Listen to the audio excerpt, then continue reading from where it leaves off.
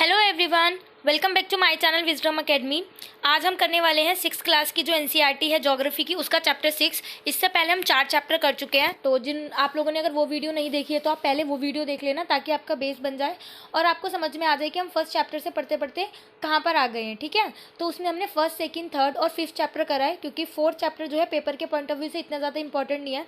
और आप लोगों ने अगर फर्स्ट, सेकेंड, थर्ड चैप्टर पढ़े होंगे यहाँ से, तो आपको समझ में आ रहा होगा कि अगर टेक्स्ट बुक पे जो लोग भी टेस्ट दे रहे हैं ना, तो जो उसके ईवीएस के क्वेश्चन है, मोस्ट ऑफ द क्वेश्चन जो है यहीं से पूछे जा रहे हैं। मीन्स 5th क्लास तक का तो बेस है, बट अगर डायरेक्ट क्वेश्चन जो आ रहे हैं वो 6th क्लास की ज्योग्राफी से आ रहे हैं, क्योंकि यस वो भी हमारी ईवीएस का पार्ट है।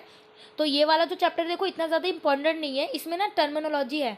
मीन्स ये टर्मिनोलॉजी वो आपकी कहीं भी काम आ सकती है। मीन्स आपको एक शब्द दे दिया जाएगा और आपसे इसका मतलब पूछा होगा, तो ये पर्यायवाची में भी आ सकता है, विलोम शब्द में भी आ सकता है, और हो सकता है डायरेक्ट क्वेश्चन ईवीएस में ही पूछ ले, तो ये भी हमें पता होना चाहिए। ठीक है, तो चैप्टर 6 को स्टार्ट करने से पहले थोड़ा सा पहले का रिवाइज कर लेते हैं कि हमने क्या पढ़ा था। तो फर्स्ट चैप्टर में हमने पढ़ा था हमारी सूरज के बारे में, सूर्यमंडल के बारे में, सौरमंडल। सौरमंडल क्या होता है, उपग्रह क्या होता है, निहारिकाएं क्या होती हैं, उल्का पिंड क्या होते हैं, क्षुद्र ग्रह क्या होते हैं, सारे प्लेनेट को बढ़ते क्रम में घटते क्रम में पढ़ा था, वो सारी चीज़ें हमने डिस्कस करी थी। ठीक है, फिर सेकेंड चैप्टर में अक्षांश देशांतर क्या होता है, तो अक्षांश के लिए जो शीत कटिबंध थे, हमारे सारे जो कटिबंध एरिया थे वो हमने पढ़ा। देशांतर के लिए टाइम जोन कैसे देखते हैं हमने वो पढ़ा। ठीक है, फिर थर्ड में आकर के उसको ही थोड़ा डिटेल में कि पृथ्वी के बारे में हमने पढ़ा। पृथ्वी को नीला ग्रह कहा जाता है, ये सारी चीज़ें आपने पढ़ी होंगी। पृथ्वी को नीला ग्रह कहा जाता है, कितना पानी है, कितना ज़मीन है, ज़मीन में क्या है, सारी चीज़ें। फिर इसके बाद हमने पढ़ा फिफ्थ चैप्टर, और फिफ्थ चैप्टर तो पेपर के पॉइंट ऑफ व्यू से बहुत बहुत इंपॉर्टेंट है, बहुत सारे क्वेश्चंस आते हैं उसमें। तो उसमें बेसिकली हमने हमारी अर्थ का डीप में अध्ययन करा था कि 7 महाद्वीप हैं, तो 7 महाद्वीप कौन कौन से हैं, उनके नाम हमने जाने, उनकी विशेषताएं क्या है। जैसे अफ्रीका काय के लिए फेमस है, वहाँ पे नील नदी है, फेमस नील नदी है अफ्रीका में। ठीक है, तो ये इसके लिए फेमस है। सहारा मरुस्थल है अफ्रीका में। ठीक है, तो ये सारी चीज़ें हमने हर महाद्वीप के बारे में पढ़ी। फिर हमने महासागर पढ़े कि हमारे 5 महासागर कौन कौन से हैं और उनके अंदर भी विशेषता है, कौन सा ऐसा आकार का होता है, कौन सा सबसे व्यस्त महासागर कहलाता है। तो वो ये जो छोटे छोटे क्वेश्चन है ना, वो पेपर के पॉइंट ऑफ व्यू से बहुत इंपॉर्टेंट है, कहीं भी आ सकते हैं ये। और इम्पॉर्टेंट इसलिए है क्योंकि पेपर में पहले आए हुए हैं, तो डेफिनेटली इंपॉर्टेंट इसी वजह से बनते हैं। तो ठीक है, ये लास्ट चैप्टर में हमने पढ़ा। अभी हम अपना स्टार्ट करते हैं पार्ट 6, पृथ्वी के प्रमुख स्थल मंडल। यानी कि अभी हमने महाद्वीप और सागर, सारे महासागर पढ़ लिए। इसके बाद हम स्थल मंडल पढ़ने वाले हैं कि पृथ्वी पर जो स्थल रूप है, तो स्थल रूप भी ठीक नहीं है। जैसे लास्ट में हमने क्या पढ़ा था, वायुमंडल, स्थल मंडल और जल मंडल को मिला करके जो बीच का कॉमन पार्ट होता है जैव मंडल, जहाँ पे हम रहते हैं। तो उस रहने वाले पार्ट में भी ना ये पूरा सपाट नहीं है, उसमें भी बहुत सारे तरीके के होते हैं। तो ये क्या है, पृथ्वी के स्थल रूप कौन कौन से हैं। पृथ्वी पे पर्वत भी होता है, पठार भी होता है, मैदान भी होते हैं। ठीक है, पर्वत, पठार और मैदान, और एक टर्मोलॉजी है पहाड़ी। तो इसमें डिफरेंस कर लेते हैं पहले कि पर्वत क्या होता है। ठीक है, पर्वत क्या है, पहले तो पहाड़ी पढ़ते हैं। सबसे छोटी पहाड़ी होती है, तो पहाड़ी क्या है, 600 मीटर से ऊंची ढाल वाली को पर्वत कहते हैं। ठीक है, अगर कोई भी एक खड़ी कोई भी चीज़ है, ठीक है, ऊपर चढ़ने के लिए कुछ इस तरीके से बनी हुई है, अगर इसकी हाइट 600 मीटर है तो इसको पहाड़ी बोला जाएगा। ठीक है, अगर इसकी हाइट, जैसे मान लो ये तुम्हारे पहाड़ बने हुए हैं इस तरीके से, तो मान लो ये 600 मीटर है, ये 550 मीटर है, और ये मान लो 800 मीटर है, तो ये जो 600 प्लस होगा ना, जो भी आपको 600 प्लस दिखेगी वो तो हो जाएगी आपकी पहाड़ी, सॉरी पहाड़। ठीक है, पहाड़ या पर्वत बोल सकते हो इसको, वो तो हो जाएगा पर्वत। लेकिन जो हमारा 600 से नीचे रहेगा उसको हम कहते हैं पहाड़ी। तो धरातल से ऊंचा उठा हुआ भाग, तो ये थोड़ा सा धरातल से ऐसे ऊंचा उठा हुआ होता है भाग, इस तरीके में, इस तरीके में, इस तरीके में, उसको हम पहाड़ी बोलते हैं अगर इसकी हाइट 600 मीटर से थोड़ी सी कम है। और अगर इसकी हाइट 600 मीटर से ज़्यादा होती है इनकी, तो हम इसको बोलते हैं पर्वत। ठीक है, तो देखो ये क्या हो गया, 600 मीटर प्लस पहाड़ी। 600 मीटर से पर्वत कैसे बनता है हमारा, 600 मीटर प्लस पहाड़ी। अगर कोई पहाड़ी 600 मीटर से ज़्यादा की है तो वो पर्वत बन जाता है। यहाँ पे पहाड़ी का क्या है, 600 मीटर से ऊंची ढाल वाले को हम पर्वत कहते हैं। ये पहाड़ी में सिनोनियम्स था, ये डू करके, तो मैंने ऐसे लिख लिया। बस यहाँ पे यही लिखा था कि 600 मीटर से ऊंची ढाल वाले को हम पर्वत कहते हैं। ठीक है, पर्वत, पर्वत पहाड़ एक ही है। अब है पठार और मैदान। तो पहाड़ी हमें पता चल गया, धरातल से ऊंचा उठा हुआ भाग। पर्वत होता है हमारा 600 मीटर प्लस पहाड़ी, मतलब 600 मीटर में अगर हम पहाड़ी जोड़ दें तो वो हमारी पर्वत बन जाता है। ठीक है, इसके बाद आता है हमारा स्थल संधि। स्थल संधि क्या होती है, तो स्थल संधि के तो आपको नाम से ही समझ में आ रहा है, स्थल को जोड़ने वाली। ठीक है, बट हमको क्या लगता है स्थल संधि क्या है, दो स्थलों को जोड़ने वाली। जल संधि क्या है, जल राशियों को जोड़ने वाली, दो जल राशियों को जोड़ने वाली, तभी तो उनके बीच में संधि होगी। बट इसके साथ आपको एक इम्पॉर्टेंट पॉइंट और भी याद रखना है कि जल संधि का काम होता है दो जल राशियों को अलग करना भी होता है। स्थल संधि जो होती है ना, स्थल संधि जमीनों को जोड़ने वाली, उसका काम दो स्थलों को तो जोड़ना होता ही होता है। ये दो जल राशियों को अलग भी करती है। जो दो जल राशि होंगी ना, ये उनको अलग करेगी, उसके बीच में स्पेस जो भी होगा ये वहाँ पे जमीन को जोड़ेगी बेसिकली, ठीक है। तो सेम इसके अपोजिट क्या होता है, जल संधि का भी काम होता है कि जल संधि क्या करती है, दो स्थलों को तो अलग करती है, ठीक है, और जल राशियों को जोड़ती है। तो आपको ये चीज़ ध्यान रखनी है कि स्थल संधि है तो क्या करेगी, दो स्थलों को जोड़ेगी, जल संधि है तो जल राशियों को जोड़ेगी, लेकिन जल संधि स्थलों को अलग करेगी और स्थल संधि दो जल राशियों को अलग करेगी। मान लो क्वेश्चन आता है कि दो जल राशियों को अलग करने वाली संधि क्या कहलाती है, हम सोचने में ही पड़ जाए यार, स्थल संधि तो जोड़ती है, जल राशियों को अलग कौन करता है, तो वो स्थल संधि ही होती है, ठीक है। इस तरीके का क्वेश्चन डेफिनेटली आ सकता है, इसमें कोई डाउट नहीं है। फिर होता है अप्रदन। अप्रदन क्या होता है, बहुत इंपॉर्टेंट वर्ड है, आपने सुना होगा, मृदा हयास, मृदा अप्रदन। तो क्या होता है, स्थल का अपने स्थान पर टूटना, ठीक है। यहाँ पे अभी मृदा अप्रदन के बारे में नहीं है, यहाँ पे अभी भूमि अप्रदन के बारे में है, क्योंकि ये पूरा चैप्टर ही पृथ्वी के स्थल रूपों के बारे में है ना। तो यहाँ पे क्या होता है, जब कोई भी स्थल, कोई भी चीज़ है वो अपने स्थान पर टूट जाती है, तो स्थल का अपने ही स्थान पर टूट जाना अप्रदन कहलाता है। फिर एक वर्ड है यहाँ पे निक्षेपण। तो निक्षेपण का मतलब क्या होता है, जमाव, ठीक है।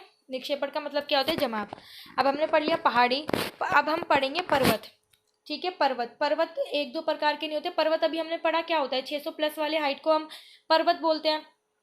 तो ये पर्वत तीन प्रकार के होते हैं, बट एक इससे इंपॉर्टेंट फैक्ट है, पहले ये हमें दिया है एनसीईआरटी में, डू यू नो करके, कि एक प्रशांत महासागर में मोनाकी पर्वत है, ठीक है। ये हवाई द्वीप में स्थित है, ये प्रशांत महासागर के अंदर। तो प्रशांत महासागर आपको पता है सबसे बड़ा महासागर है, तो उसके अंदर ना एक मोनाकी पर्वत है, उस पर्वत का नाम दिया गया, और ये सागर के नीचे है, और उसकी हाइट कितनी है, 10,205 मीटर। आपको पता है ना, जो हमारा माउंट एवरेस्ट है उसकी भी हाइट है 8,868, है ना, मतलब 8,868 मीटर उसकी हाइट है। ये उससे भी बड़ा है, मीन्स माउंट एवरेस्ट से भी बड़ा है मोनाकी पर्वत। लेकिन ये कहाँ है, ये प्रशांत महासागर के अंदर स्थित है।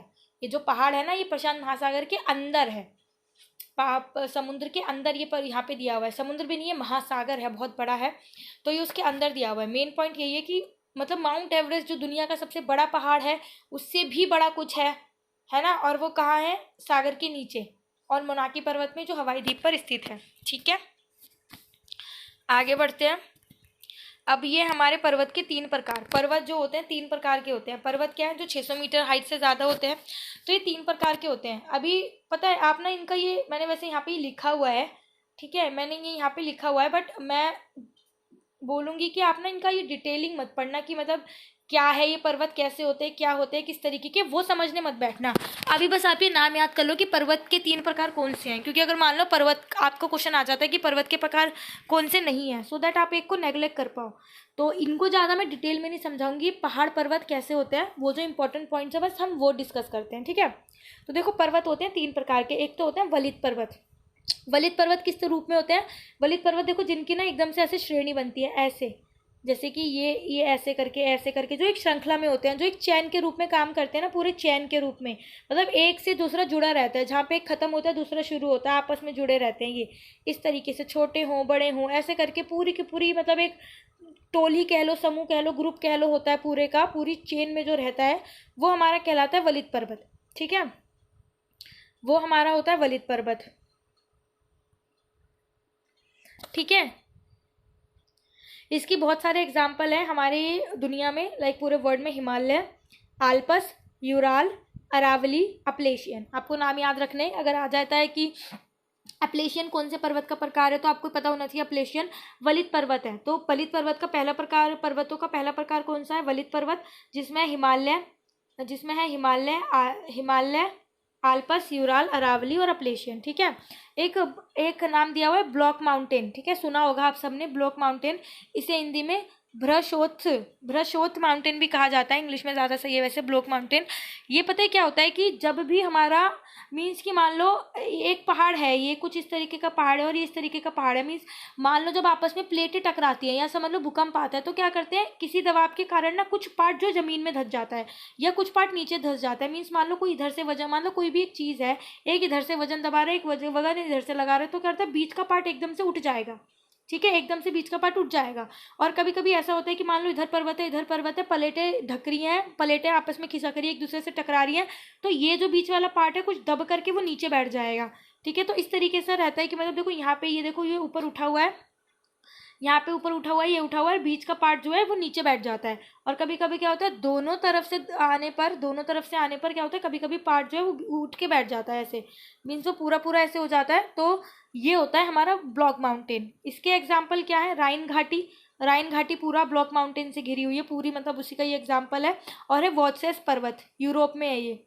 ठीक है, राइन घाटी या वॉचसेस पर्वत, आप इसका गूगल करके देखना, वहाँ पे आपको फोटो दिख जाएगी। फिर थर्ड होते हैं हमारे ज्वालामुखी पर्वत। आपको पता ही है जिन पर्वतों से ज्वालामुखी निकलती है ना, ये सुप्त भी हो सकते हैं और सक्रिय भी हो सकते हैं, सुसुप्त या मतलब निष्क्रिय, और सक्रिय भी रह सकते हैं। आपको पता है ज्वालामुखी पर्वत पता ही होगा, जहाँ से बिल्कुल लावा बिल्कुल अंदर भरा रहता है वो निकलता है, तो ये ज्वालामुखी पर्वत कहलाते हैं। तो ये कहाँ पर है, माउंट किलिमंजारो इसका बेस्ट एग्जाम्पल है, ये अफ्रीका में है। और फ्यूजियामा जापान में, तो टाइम टाइम पे निकालता भी रहता है लावा। तो बहुत फेमस नाम है ये माउंट किलिमंजारो। कहाँ पर है, आता है क्वेश्चन, बहुत बार आया हुआ है एसएससी में। तो ये अफ्रीका में है और फ्यूजियामा जापान में है। फ्यूजियामा जापान से लग भी रहा है रिलेटेड, तो आप लगा लोगे, बट माउंट किलिमंजारो आपको याद रखना है कहाँ पर है, अफ्रीका में। ठीक है, तो ये था हमारा पठार। पहाड़ी हमने पढ़ लिया, पठार हमने पढ़ लिया, पर्वत हमने पढ़ लिया, पहाड़ी हमने पढ़ लिया। अब है हमारा पठार। तो पठार क्या होता है, ये तो ना तो जाकर इस तरीके से नुक जो होती है चौड़ी नहीं होती, मीन्स इस तरीके से पूरा उठा नहीं रहता, ऊपर उठा होने के बाद थोड़ा सा सपाट रहता है, मीन्स इस तरीके से कुछ या इस तरीके से कुछ, इस तरीके से जो सपाट रहता है। तो पठार क्या होता है, उठी हुई व सपाट भूमि, ऊपरी भाग, लाइक मेज की तरह। जैसे मेज हमारा जैसे समतल रहता है, अगर देखो तो ये होते हैं और इसके 4 पैर होते हैं, तो ये उठा भी रहता है और ऊपर ये बिल्कुल इस तरीके से रहता है पठार, जो बिल्कुल मेज की तरह ये जो किनारी बनती है ना इसकी, तो इसको बोलते हैं हम पठार। तो इसमें से हमें बेस्ट क्या याद रखना है कि तिब्बत का पठार विश्व का सबसे ऊंचा पठार है।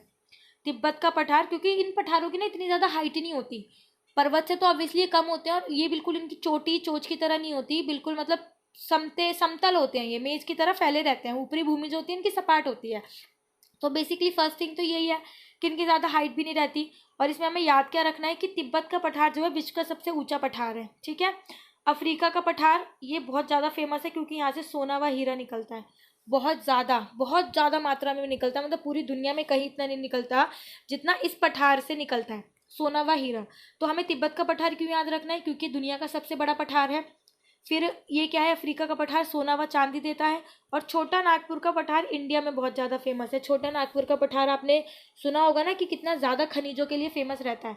तो ये खनिजों के लिए, वैसे सारे ही पठार कुछ ना कुछ खनिजों के लिए फेमस रहते हैं। इसका मतलब क्या होता है, क्योंकि जब ये पठार विकसित हुए ना, एक तो ये बहुत बहुत पुराने हैं। जो पहाड़ है ना आपके बड़े बड़े, जैसे माउंट एवरेस्ट, हिमालय, ये तो बहुत नई श्रेणी है पहाड़ों की, पर्वतों की बहुत नई श्रेणी है। जबकि ये पठार है ना, समझ लो इनके ताऊ या पिताजी जमाने के, मीन्स इतने उनसे बहुत ज़्यादा बड़े हैं, बहुत पुरानी श्रेणी है। तो इतना सारी चीज़ें जब ये विकसित हो रही थी, इन्होंने इतना अपने अंदर इतनी सारी चीज़ें दबा ली। जब ये पहाड़ होंगे, पर्वत होंगे, इतनी सारी चीज़ें इन्होंने अपने दबा ली कि जब इतने टाइम बाद आकर के पहाड़ बने हैं ना, तो इनके अंदर बहुत सारी मात्रा में खनिज पाए जाते हैं, बहुत सारा। तो जो हमारा छोटा नागपुर का पठार है वो काय के लिए फेमस है, लोहा, कोयला और मैग्नीज। तो इनसे बहुतायत मात्रा में लोहा, कोयला, मैग्नीज निकलता है बहुत ज़्यादा। कहाँ से, छोटा नागपुर के पठार से। ठीक है, फिर एक बहुत इंपॉर्टेंट चीज़ है इंडिया में जो पाई जाती है कि पठार में ना जलप्रपात होते हैं। जलप्रपात मीन्स कि आपको पता है ना कि वो एक ऊपर लंबे जगह से गिरता है पानी, मीन्स एक ऊंचाई से जो नीचे पानी गिरता है, तो उसको जलप्रपात बोलते हैं। झरना टाइप कह लो या जो भी है, फॉल कहते हैं ना, फॉल, वो जलप्रपात। तो इसका क्या है, इंडिया में छोटा नागपुर एक ऐसा ही पर जलप्रपात है जहाँ पे जलप्रपात बनता है। इंडिया में छोटा नागपुर में है। कहाँ पर बनता है ये स्वर्णरेखा नदी बनाती है। ठीक है, स्वर्णरेखा नदी पर नहीं, इंडिया में छोटा नागपुर है, वहाँ पे स्वर्णरेखा नदी हुंडरू जलप्रपात बनवाती है। मीन्स जो हुंडरू जलप्रपात है वो कहाँ पे बनता है, वो स्वर्णरेखा नदी पर बनता है। ठीक है, इंडिया में हुंडरू जलप्रपात स्वर्णरेखा नदी पर बनता है। और एक और बहुत फेमस जलप्रपात है, वो है जोग। ठीक है, नाम थोड़ा सा यहाँ पे कट रहा है बट इंपॉर्टेंट है, बहुत ज़्यादा, बहुत पेपरों में आया है जोग। ठीक है, जोग जलप्रपात ये कहाँ पे बनता है, ये शरावती नदी पर बनता है, कर्नाटका में। ठीक है, तो एक प्रपात है जोग जलप्रपात, ये कहाँ पर है, शरावती नदी, कर्नाटका में। स्वर्णरेखा नदी वाला फिर भी भूल जाना, हुंडरू जलप्रपात वैसे याद रखना, बट ये जोग जलप्रपात बहुत इंपॉर्टेंट है, याद रखना, कर्नाटका में है, शरावती नदी पर। ठीक है, तो अभी हमने करा पठार। इसके बाद बस एक लास्ट पॉइंट है मैदान। ठीक है, मैदानी एरिया जहाँ पे हम रहते हैं। ठीक है, जैसे कि दिल्ली। तो मैदानी एरिया देखो, पहाड़ी पड़ी, पहाड़ पड़ा, पठार पड़ा, और स्थल मंडल, जल मंडल, और बचे मैदान। मैदानी एरिया जो सबसे ज़्यादा फेमस होता है हमारी खेती के लिए। तो इसमें हमारा कौन कौन सा एरिया आ जाता है? हमारा आ जाता है हरियाणा आ जाता है, पंजाब आ जाता है ना, दिल्ली आ जाता है, यूपी आ जाता है, बिहार आ जाता है। ये सारा एरिया हमारा कौन सा है? ये हमारा मैदानी एरिया। ठीक है, तो मैदानी, यहाँ पे मैदान लिखा है। और ये खासियत क्या होती है इनकी? नदियों द्वारा निर्मित होता है, नदियों द्वारा बनाती है यहाँ पे। ऐसा नहीं है कि यहाँ पे आपको नदी मिलेगी मिलेगी, बट यस, ये जो एरिया होते हैं नदियों द्वारा निर्मित रहते हैं। यहाँ पे कहीं इनमें बीच में से, कहीं आसपास या साइड में, बाउंड्री में कहीं ना कोई नदी जा रही होगी। तो नदी द्वारा जो मलबा, मिट्टी वगैरह लाया जाता है, उसी के बेसिस पर यहाँ पर खेती होती है, और वो बहुत ज़्यादा उपजाऊ होती है खेती के लिए। जो नदियों द्वारा लाई गई मिट्टी होती है, यही रीज़न होता है कि मैदानी एरियो में सबसे ज़्यादा खेती होती है। ठीक है, तो ये नदियों द्वारा निर्मित होता है, मैंने बता दिया आपको। और चीन का जो एरिया है वो कौन सा? यांगत्से। यांगत्से आपको याद रखना है, मैदानी एरिया चीन का यांगत्से। जस्ट बिकॉज कि ये एनसीईआरटी में लिखा हुआ है इसलिए। ठीक है, ये यहाँ पे लिखा है इंपॉर्टेंट, एक इंपॉर्टेंट पॉइंट था ये करंट का। ठीक है, ये एनसीईआरटी की बुक में नहीं है, बट जीवित जड़ों से निर्मित पुल मीन्स वहाँ पे कहाँ पे बनाया गया? मेघालय में। ये क्वेश्चन आ सकता है कि जीवित जड़ों से निर्मित पुल कहाँ बना है? मेघालय में। पता है मेघालय में कैसे पुल बने हुए हैं? मीन्स कि पेड़ हैं वहाँ पे ना, पेड़ हैं, जैसे आसपास हम देखते हैं कि दोनों तरफ पेड़ पेड़ है, वहाँ से बीच में से ट्रेन निकल रही है। स्पेशली केरला में इतने सुंदर सुंदर ये व्यूज़ देखने के लिए मिलते हैं, मतलब बहुत सुंदर लगता है। ये सारी चीज़ें हमें देखने को मिलती है।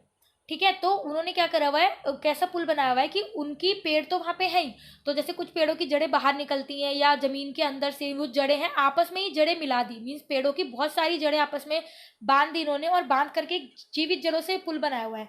ऐसा नहीं है कि पेड़ जो है खत्म हो चुका है, मर चुके हैं, नहीं, जीवित है पेड़ और जीवित जड़ों से निर्मित पुल बना है। तो कहाँ बना है? मेघालय में। ठीक है, इसको ना गूगल पे सर्च करके देखना, बहुत सुंदर सी पिक मिलेगी। मीन्स आप भी देखोगे कि कैसे जोड़ कर करके पुल बनाया हुआ है। तो ये क्वेश्चन आ सकता है, कहाँ पर है? मेघालय में। ठीक है, और जो हमारी एनसीईआरटी में कहाँ पर है कि रस्सी से बना पुल कहाँ है, कि रस्सी से पुल कहाँ पर बनते हैं? अरुणाचल प्रदेश। तो रस्सी के तो बहुत सारे वैसे आपने पुल देखे होंगे नाटकों में, मूवीज़ में, है ना। तो ये वहाँ पे रहते हैं, कहाँ पे? अरुणाचल प्रदेश में। ठीक है, तो अगर आपको क्वेश्चन आता है कि रस्सी से बना पुल कहाँ है, तो अरुणाचल प्रदेश, और जीवित जलों से पुल का मेघालय। तो यही था हमारा 6 चैप्टर, बहुत ही आसान है।